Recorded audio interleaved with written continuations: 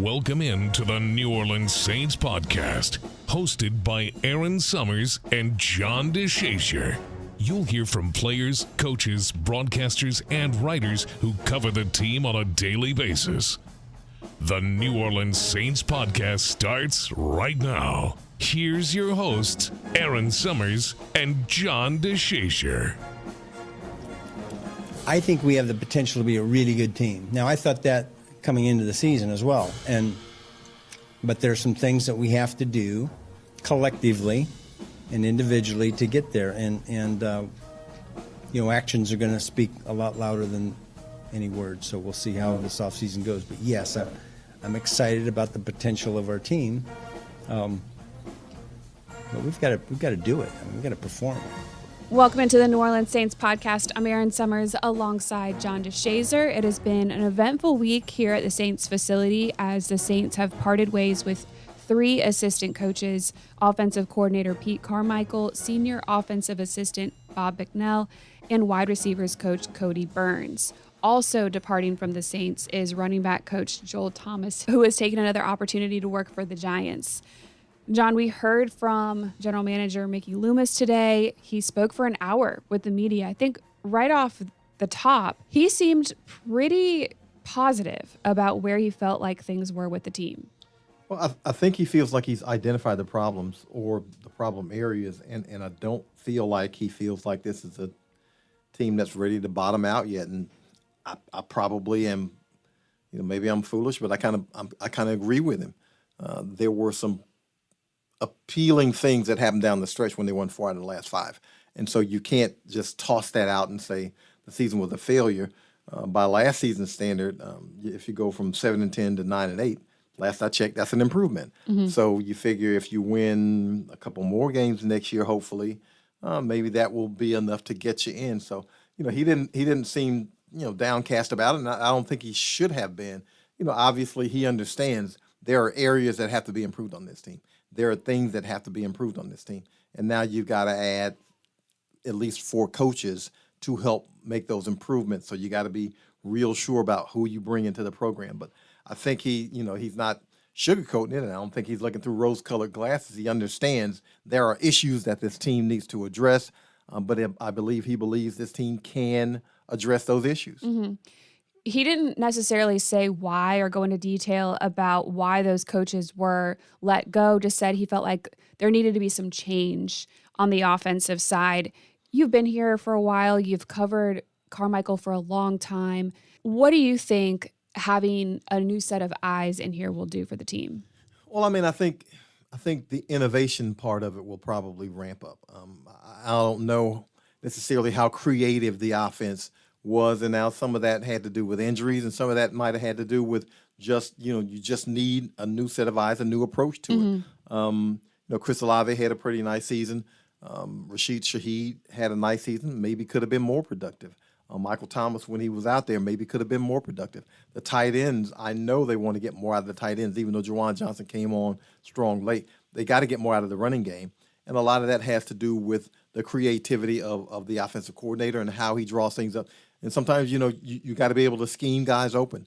And I think from a standpoint of creativity, I think they just want to see a little bit more from that standpoint. That's not to say that Pete Carmichael didn't have any, but it does help to have a fresh set of eyes. Pete Carmichael has been around here since 2006. Mm-hmm. That's a long time and a lot of success, but a long time. And so maybe a fresh set of eyes who's dealing with the NFL as it has been the last 4 or 5 years and comes from a successful offense maybe gives you a different perspective on, okay, we can do these things for Chris Olave.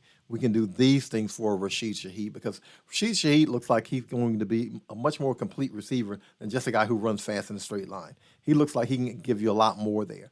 We can do this or that with A.T. Perry, who came on pretty strong down the stretch. Mm-hmm. So there are some things there, some people there, some personnel that I would think that a new offensive coordinator would look at and say, you know what, we've got some things that we can do with this guy. And maybe they'll bring some ideas from wherever it is they're coming from. You said down the stretch several times there, and I think the same could be said for quarterback Derek Carr. Mickey Loomis referenced that he was dealing with a lot more injuries than maybe we were all privy to know about. he did seem to click towards the end of the season. Offensively, the entire thing looked a lot better. How much onus is on the fact that you have a new quarterback, the chemistry developing, and all of that to start the season on Derek Carr, on Dennis Allen? Any quarterback, he's going to get too much blame and he's going to get too much credit. That's just the nature of the position. Folks can say what they want to say. Derek Carr played really well down the stretch. Really, really, really, capital really well down the stretch. Last 5 games, 14 touchdowns and 2 interceptions. I don't know that there were 2-3 quarterbacks in the league who had better numbers than that. And that's what you want from your quarterback. You want production, touchdowns, and you want to not turn the ball over, 2 interceptions. So I don't know how much more folks want out of a quarterback than he did down the stretch. Now, did it start rocky? Yes, absolutely. Yes, it did. He was taking sacks. He was fumbling the football. He was throwing interceptions. He was not having a good time of it. How much of that had to do with injuries? We don't know because we don't necessarily know all the nature of the injuries. We do know he had a sprained AC joint, and that's his throwing shoulder. That can't have been good. We know he had fractured ribs. That can't be good. And we know that he also was dealing with some other issues that they might not have even talked about. So how much of that affected him? Obviously, injuries affect players. We saw Cam Jordan down the stretch with a bad ankle, could only play first and second down, and his sack numbers plummeted. So injuries affect players, and any player you are, they affect you. So Derek Carr had some. He got through them. He played through them. To his credit, the man did not. He didn't. Take a game off. He played every game, started every game, and his production skyrocketed, I think, down the stretch. So that's something that you can look into and say, you know what, okay, not just maintain that, but can you build off that? Right. Can you build off that? And I think they believe, obviously, they can build off of it because Chris Olave was dinged up too. Rashid Shaheed got a little dinged up too. A.T. Perry just came into the lineup and showed what he could do down the stretch. Juwan Johnson at tight end, he was dinged up. Taysom Hill at tight end, he was dinged up. So you got some guys who you feel like if you can get them on the field and have relatively decent health, you can get a decent amount of production out of them. Speaking of health, he did address right tackle Ryan Ramczyk a little bit, said he felt positive about where that was going. Does that mean that, or what? I guess what you deduce from that? I really don't know because Ramczyk, the bad knee obviously bothered him enough to where he couldn't play down the stretch. Can you repair that knee to a satisfactory state to where he can play? Obviously, he's in a position now at his career and injuries. He's going to have to be monitored. So I'm sure the program that they've been doing with him being off resting Wednesdays will probably continue. But can you massage him enough to get him through the season? That's going to be the real question because one, he's expensive. 2, he's really good when he's on the field, when he's healthy and on the field. But can he get back to that health? That's the real question. He's going to have to, he says he's probably going to have some off-season surgery. What's that surgery going to entail? How fast can he get back? Because he isn't the guy who needs 1 billion reps during the off-season. He already knows what he's doing, but can he get back to a reasonable facsimile of what he was 4 years ago or 3 years ago or maybe even 2 years ago? But he's got to be able to get back to that productive status. And we just don't know what he will and won't be able to do until he has that surgery. I guess it's deemed a success. He goes through the rehab process, and can he get that knee strong enough to where he can make it through 15, 16 games, as he has in the past? Or is it going to be something where, he really has a surgery, but he's simply not going to be what he was? And so that's something that they're going to have to deal with. Yeah. One of the other players that Loomis talked about was left tackle Trevor Penning. Here's what he had to say about him. I think with Trevor, look, we didn't do him any favors. He comes as a rookie. He gets hurt. He misses 10 games. We play him the back half of that season, primarily in a jumbo role, and he did some good things, and then he gets hurt, and he has no off season, and then we throw him in there as the starter, week 1. I think a lot of that falls on us in terms of, where he was and what he was ready to do. And so I'm still pretty high on Trevor Penning. I think we all are. But we recognize that, hey, look, we've got to do a better job in terms of development and preparing him to be ready. And I think we'll do that this offseason. I think we'll have a good plan for him. I thought what was really interesting about this is Loomis said that they did him a disservice in putting him in maybe an unfair situation, knowing that he had come off of all those injuries and not had a lot of time to ramp up over training camp or practice. It was tough this season seeing him getting taken off the field, but it ended up being better for the team.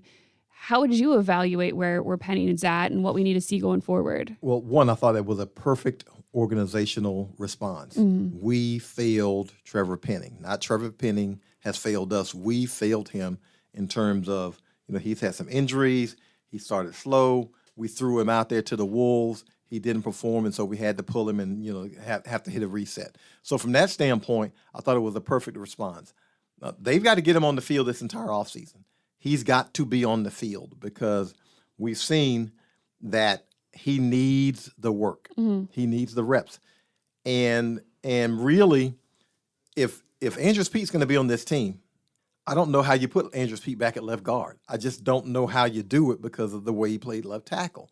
Can Trevor Penning play left tackle? Because I think that's something that they might be wrestling with, might be saying, you know what, okay, the best way to get him on the field is get him on the field at left guard, and he might even be better at left guard than he is at left tackle. There's a reason they drafted him in the first round. So you got to get the guy on the field. You got to figure out what it is he does best. And maybe left tackle isn't best for him, but if it is best for him, that's going to be shown in the offseason. He's got to get his confidence back up. He's got to get his body back right, especially in the offseason. He's got to stay healthy, and he's got to get the reps in OTAs and in mini camp and in training camp. He's going to have to play. He's one of those guys, when you get to the preseason games, I hate to say it, you like to rest guys and kind of, look at the younger guys. Right. He needs to play in those. He needs to play. He needs to be on the field to build his confidence up, to find out where his weaknesses are, and so you can strengthen those weaknesses.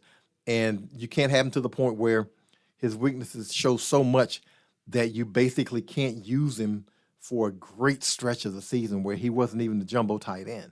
I mean, guys got injured and he couldn't come in and play tackle when guys got injured or anything. So, you got to be able to get some use out of him. But I thought it was a great response of basically the organization falling on the sword saying, look, we failed him.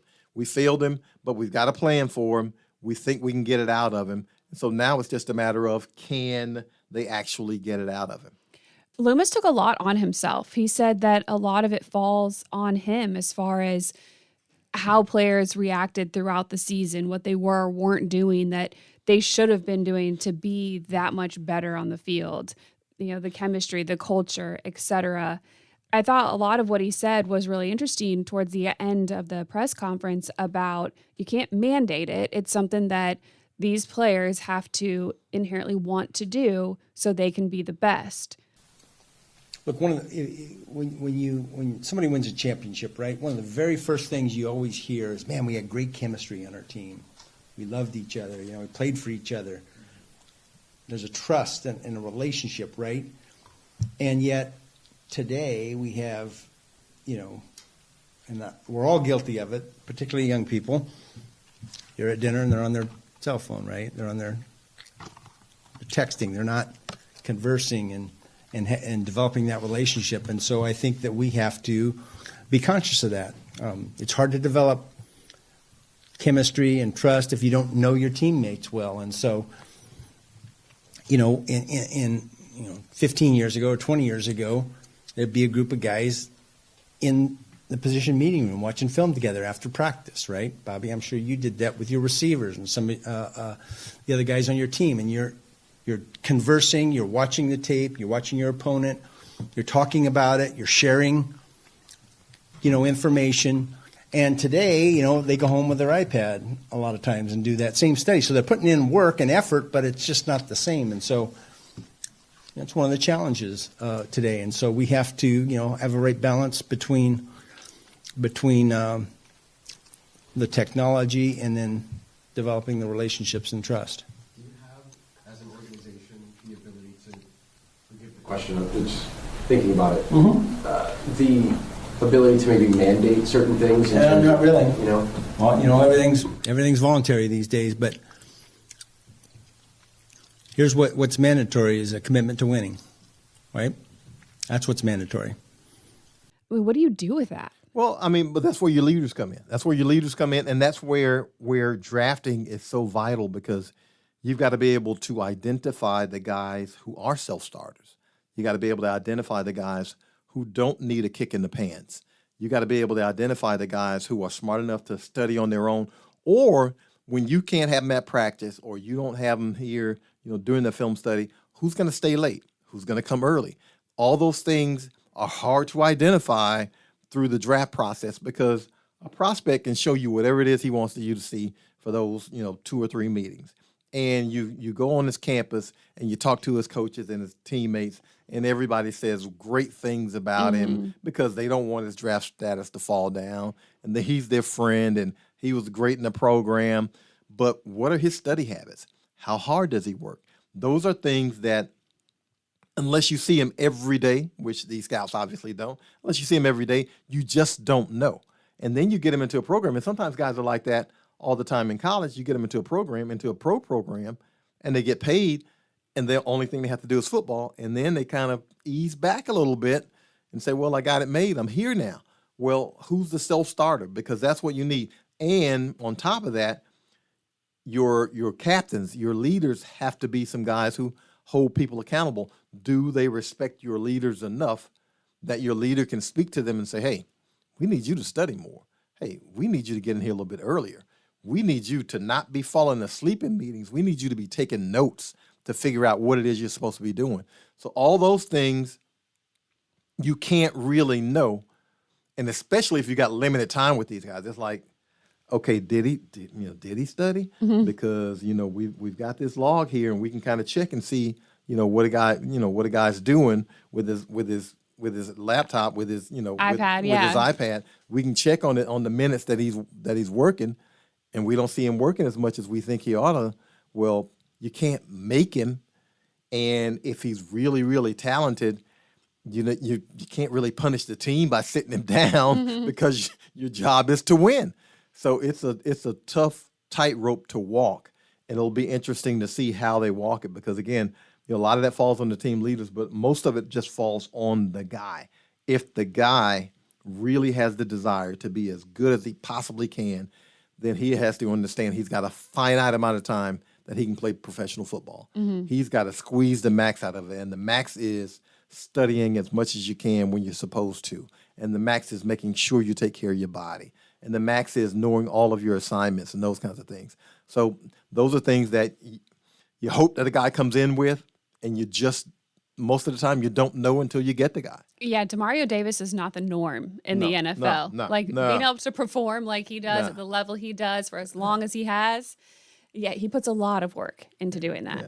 So that should be a good example for some of the others in the locker room if that is something that they want to attain. One thing that Loomis said was very emphatically, I believe that Dennis Allen is a good coach.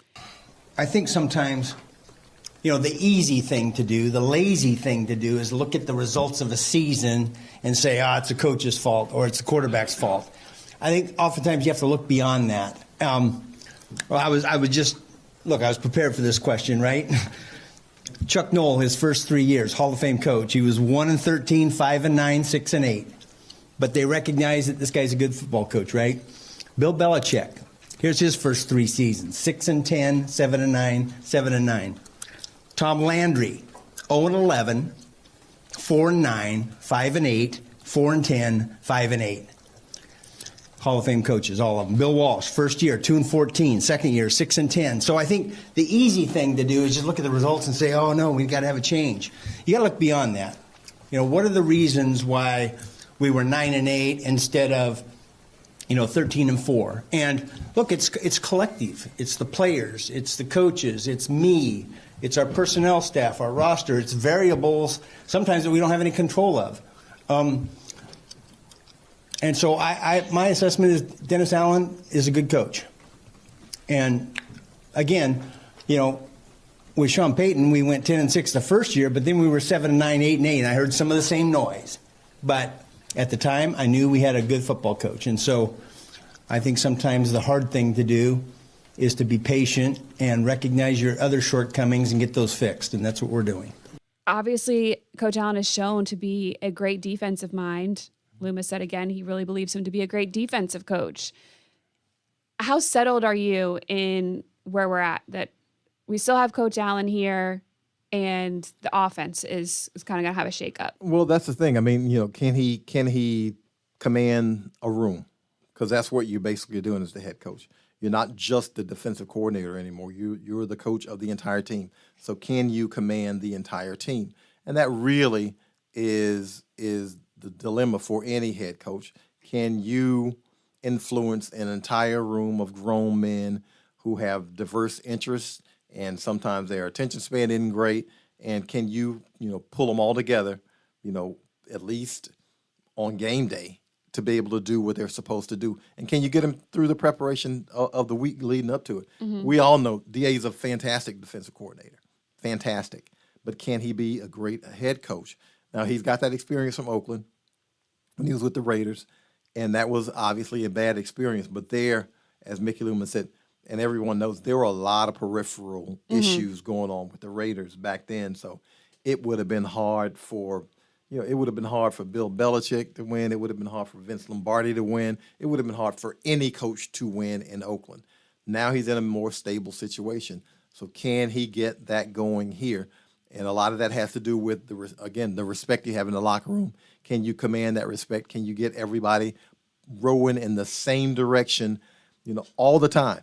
And there's going to be, when you got that many people in the locker room, there's going to be some dissenters. There always is. But can you get them all rowing in the same direction when you need to have them all rowing in the same direction? That's always been the dilemma for a head coach. Yeah. I know that at the end of seasons, it's time to evaluate how well players did or didn't do, some that maybe didn't meet expectations or maybe they weren't rowing in the same direction. How many changes with players do you feel like we're going to have? Well, that's the thing. I mean, because the Saints are going to be over the salary cap, obviously, so they got to shave some salaries. But do you shave players as well? And that's the thing, because, you got to determine, okay, if a guy's a really good player, but he's not going to row in the right direction, you can't keep him. You've got to do something about that. Because you kind of saw that maybe with how this season went. Yeah, you got to make sure everybody's pulling in the same direction. If you can't get everybody pulling in the same direction, you got to be able to identify the guys who aren't. And those guys either have to conform, or you got to figure out a way to get those guys out of the building, because it becomes, and I hate to say poisonous, but it does. Yeah. Guys, they influence other people. They influence teammates. And if they're behaving one way and everybody else is behaving another, then there's going to be somebody who's going to follow them, especially if they're a good player. A good player is going to have people who follow him and say, well, if he does it this way, I can do it this way.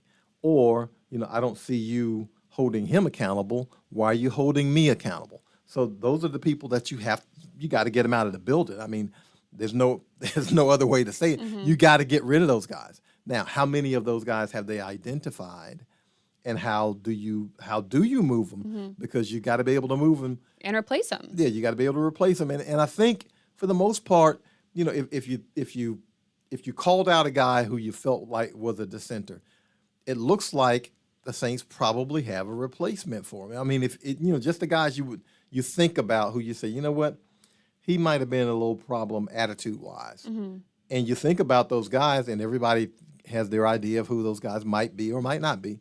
But you feel like the Saints have a pretty good replacement plan already in place. But you've got to make sure that you can and do eradicate your locker room of that, because if not, you can't. It's going to be hard to be successful. Yeah, it's going to be interesting to see what happens. The one thing that we're definitely waiting on is who is the next offensive coordinator going to be. Loomis said they're going to do their due diligence, take their time, make sure they find the right fit. How long are we going to be here waiting for this? I don't know, because I would think, I look at it this way. Now, you got a double-edged sword. You got guys who look at this roster and say, you know what, that's some talent I wouldn't mind coaching. Yeah.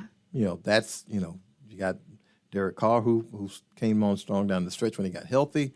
You got some skill position guys that you work with, those receivers. You got some tight ends that you like to work with.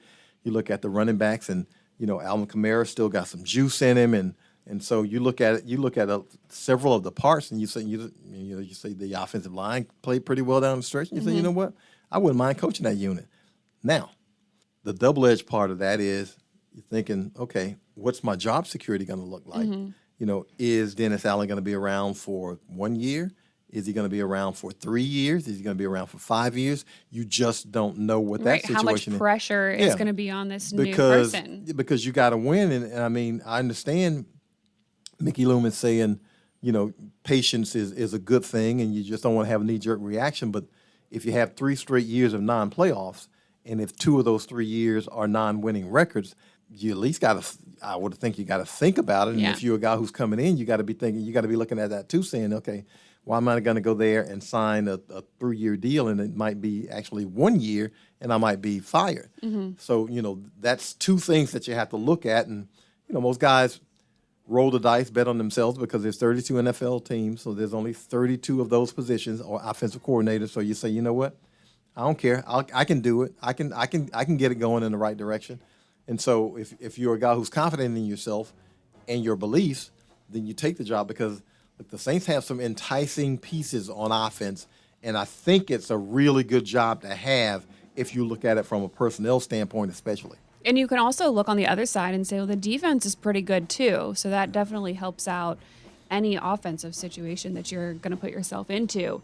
There's just going to be a lot going on over the next few weeks here, not only on the coaching side of things and that coaching search for the OC, wide receiver, running back, another offensive assistant, but there's the Senior Bowl coming up. There's the Combine coming up. The HBCU Bowl is going to be here in New Orleans. So we have a lot. It's the off season apparently, but we have a lot going on. So as always, stay tuned to NewOrleansSaints.com and follow along with John and myself. Thanks for listening to the New Orleans Saints podcast. Join us 3 times per week on NewOrleansSaints.com, the Saints mobile app, or you can download the podcast on iTunes. We'll see you next time, right here on the New Orleans Saints podcast.